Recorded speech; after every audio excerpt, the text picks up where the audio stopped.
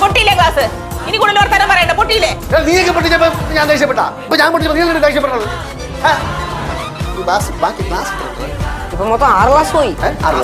ബാക്കി class class ഉണ്ട്. ഇവിടുത്തെ ക്ലാസ് അല്ലേ? ഇവിടെ ക്ലാസ് വാഴും.